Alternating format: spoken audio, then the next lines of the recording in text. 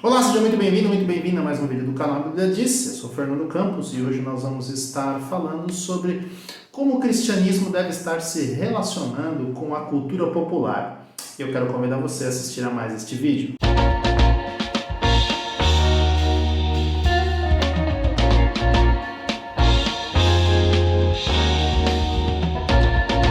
O que é cultura popular? Cultura popular se refere aí às práticas, aos valores, às crenças, às formas de expressão que são aí amplamente compartilhados e consumidos pela sociedade em um determinado tempo, uma determinada época. Inclui aí elementos como estão aí ao nosso redor: música, filmes, televisão, literatura de massa, moda, esportes, tecnologia e também, obviamente, né, não podemos deixar de fora as mídias sociais e também os jogos. A cultura popular ela é frequentemente associada à cultura de massa e influenciada também por fatores tais como tecnologia, economia, política, obviamente, história e identidade social, né? Ela pode aí, de uma certa maneira, ser vista como uma expressão coletiva em uma determinada época, né, que reflete aí e molda também, ou seja, ela acaba retroalimentando, né, o ambiente onde ela está inserida, onde ela é praticada, e influenciando aí os valores, as crenças de uma sociedade.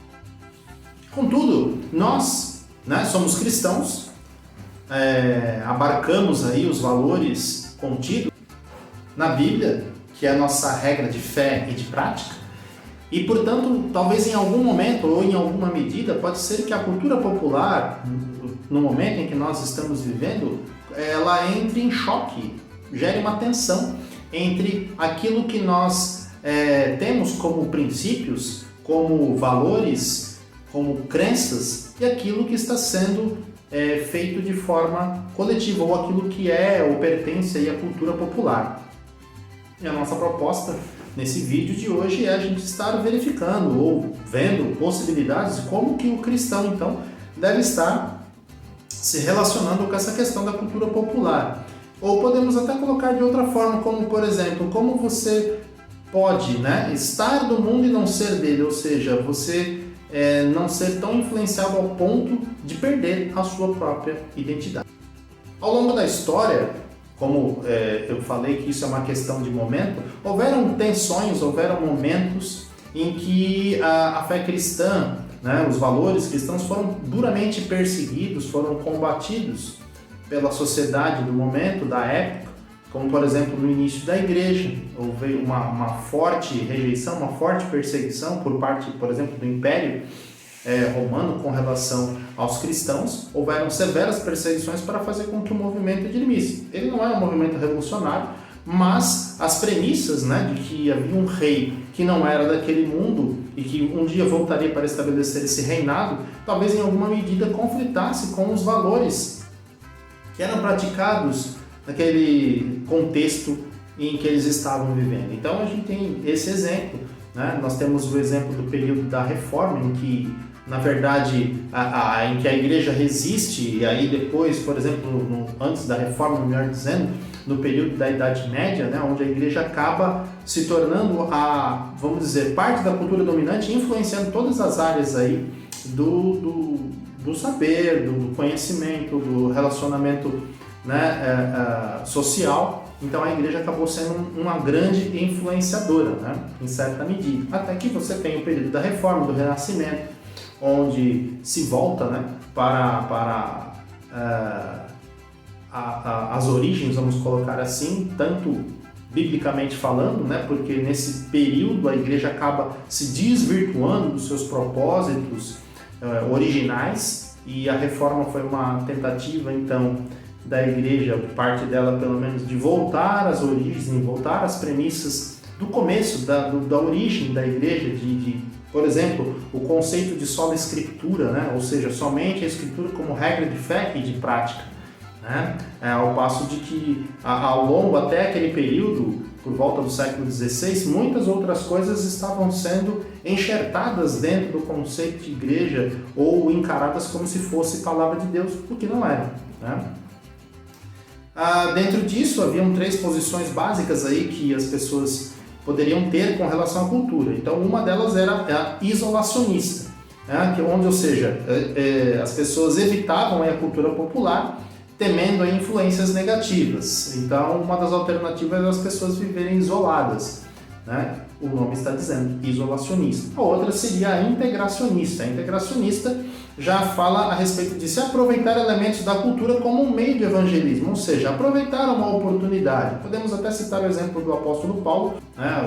No livro de Atos, ele, por ocasião de estar em Atenas, né, nessa questão do integracionismo, ele teve a oportunidade de ir andando pela cidade, vendo a questão da cidade, como eles eram idólatras, como eles tinham várias religiões, vários deuses, vários altares. Ele encontra lá um altar ao Deus desconhecido, um altar que não tinha lá a imagem. Inclusive, eu tenho um vídeo sobre esse tema, né, ao Deus desconhecido, onde ele vai e tem a oportunidade de falar, ou seja, ele aproveitou aquele momento. Inclusive, ele cita, né, o poeta da região, né, na sua fala, que inclusive está transcrito na palavra de Deus. Então você pode perceber a oportunidade que ele usou para integrar uma coisa na outra. Ele aproveitou a cultura local para poder introduzir o evangelho, né, a palavra de Deus, dentro daquela cidade. E a outra posição, a terceira e última, transformadora, influenciar aí a cultura de forma a refletir os valores bíblicos, ou seja, o entendimento pós-reforma era de que, na verdade, tudo aquilo que cerca a vida da pessoa, ou seja, todas as áreas da vida do cristão, deveriam ser afetadas pela palavra de Deus, em alguma medida, né? Se tudo que fazemos deve ser para a glória de Deus, então, logo, aquilo que fazemos, né, deve fazer com que o cristão seja o melhor profissional possível naquilo que ele faz. Se é um médico, seja o melhor. Se é um advogado, seja o melhor. Se é um engenheiro, seja o melhor. Se é um administrador, que você seja o melhor na sua área. Seja uma referência, seja um valor, né? Seja alguém que esteja, que as pessoas vão olhar e vão querer procurar saber por que você é o que é. Falando a respeito de cristianismo e entretenimento, né, nós temos que ver aquilo que nós consumimos então.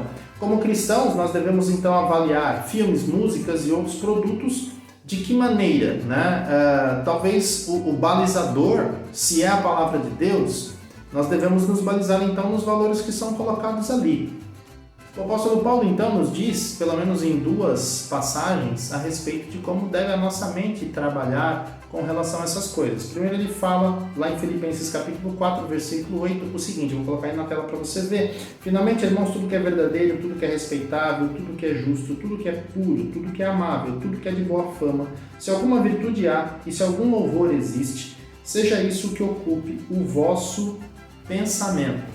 Ou seja, manter a sua mente ocupada com coisas em que há alguma virtude, né? Semelhantemente, ele também fala isso na sua carta aos Colossenses, no capítulo 3, no versículo 2. Eu vou colocar aí na tela também novamente para você, onde ele diz o seguinte: pensai nas coisas lá do alto, não nas que são aqui da terra. Então, ele exorta, né, aos cristãos que mantenham-se firmados naquilo que não se pode ver, né? Nas coisas que são do alto, nas coisas que você não consegue ver e não nas que você consegue. Finalmente podemos dizer, né, o apóstolo Paulo comenta que ainda em 1 Tessalonicenses capítulo 5, versículo 21, julgai todas as coisas, retende o que é bom. E termina dizendo no verso 22, abstende-se de toda forma de mal. Portanto, isso já servem como alguns filtros pelos quais você deve estar olhando essas coisas que você pode consumir também. Você pode ir no cinema? Pode. Você pode ir a um estádio de futebol assistir um jogo? Pode. Você pode eventualmente assistir um show musical? Claro que pode, né? Só que tudo isso deve ser balizado, né, sobre estes valores aqui. Vai ter alguma coisa de bom lá, e bom no sentido bíblico, né? E não naquilo que o mundo entende, naquilo que a sociedade hoje entende como bom, né? Então são coisas que precisam ser avaliadas e precisam ser pesadas, né? E a questão também da identidade. Nós devemos tomar o cuidado de não nos misturarmos ou com o afã, né, de querermos nos integrar tanto, ou fazer parte de um grupo, ou estar inseridos dentro de uma comunidade, às vezes o lugar onde a gente trabalha, o lugar onde a gente estuda, e perdermos a nossa identidade em Cristo, né? Então esse é o cuidado. É necessário que a gente consiga, independente do lugar, independente da situação, darmos o nosso bom testemunho como pessoas que servem a Deus, que são, né, crentes em Jesus Cristo. Esse é o ponto. E outra questão que pode ser aproveitada é que a própria cultura popular pode ser uma oportunidade para você testemunhar a respeito da sua fé, a respeito daquilo que você crê, né? Você pode criar pontes ao invés de erguer muros e se afastar, ou não participar, ou não se integrar a grupos de pessoas, de amigos, de colegas de trabalho, ou o que quer que seja.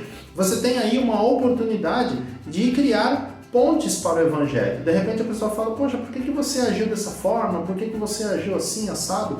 Né? Por que você se manteve? Né? Por que você não mentiu? Por que você não fez o que todo mundo faz? E você vai ter uma oportunidade aí de repente falar alguma coisa acerca dos valores cristãos que estão contidos na Palavra de Deus, a qual você segue, né? Então, você pode fazer isso e deve fazer. E podemos ver, por exemplo, alguns pontos de contato que você tem. Por exemplo, você pega lá um jogador de futebol, está dando entrevista e ele está agradecendo lá porque que ele fez o gol. A pessoa pergunta, vamos dizer assim, olha, eu quero agradecer primeiramente a Deus por ter, né, sido fiel na minha vida, etc, etc, etc. Então é uma oportunidade que você tem, né, de estar aí exaltando o nome do Senhor, de estar falando alguma coisa da palavra de Deus, é uma oportunidade, né? Então são momentos em que você pode e tem abertura para estar falando a respeito disso. Isso posto, né, nós devemos então entender o seguinte: por que é importante nós então termos discernimento a respeito dessas coisas? Porque de repente vão haver lugares, haverão situações em que nós não deveremos participar. Há momentos, há celebrações em que nós podemos ir, sim, há celebrações em que nós não devemos ir, há celebrações em que nós devemos rejeitar, sempre não vou participar, não vou fazer, né? Até para que você mantenha a sua identidade em Cristo, né? De repente vão ser coisas que vão acontecer em determinado lugar, vão ser festas onde serão feitas determinadas coisas que não serão boas para os teus olhos, para a sua mente, para o seu coração. Então é hora de você falar, não, lá eu não vou, ou isso eu não vou fazer, ou tal coisa eu não vou participar, né? E se as pessoas realmente forem suas amigas, ou forem pessoas que têm valor e têm respeito por você, pela sua individualidade, então elas vão compreender isso. E se elas não compreenderem, paciência. O apóstolo Pedro, certa feita, quando inquirido pelos fariseus, e questionado e sendo aí advertido a não falar mais a respeito de Jesus Cristo e da ressurreição de Cristo, ele disse, olha, antes servir a Deus do que aos homens. Então ele disse, entre agradar a um ou agradar o outro, eu vou agradar a Deus, e se tiver que desagradar os homens, paciência. Então foi essa a escolha que ele fez, e é a mesma, né, já que ela está registrada lá, que nós devemos fazer. Então eu gostaria de convidar você, né, a estar meditando a respeito disso, né, de que nós falamos a respeito da cultura. Então não quer dizer que o cristão ele precisa ser um alienado, estar se isolando de tudo, mas que ele pode em alguma medida estar se integrando, e até mais do que se integrar, ele pode até em alguns momentos, através do seu comportamento, do seu bom testemunho, transformar determinados ambientes. Então são essas três coisas que é importante você saber, né? E eu gostaria de fechar esse momento, né, não esquecendo de pedir para você, se você gostou desse vídeo, se você gostou do que nós vimos até aqui nesse momento, que você não esquecesse de deixar aí o seu joinha, né, de estar também assinando o canal, se você está chegando por aqui, né, nesses momentos, né, para que você pudesse estar participando. E eu gostaria de ler, então, 1 João, primeira carta de João, no capítulo 2, versos 15 ao 17. Vou colocar aí na tela novamente, dizendo o seguinte: não ameis o mundo, nem as coisas que há no mundo. Se alguém amar o mundo, o amor do Pai não está nele. Porque tudo que há no mundo, a concupiscência da carne, a concupiscência dos olhos e a soberba da vida, não procede do Pai, mas procede do mundo. Ora, o mundo passa bem como a sua concupiscência. Aquele, porém, que faz a vontade de Deus, permanece eternamente. Então, Espero que você tenha gostado do conteúdo e a gente espera se ver numa próxima oportunidade. Deus te abençoe.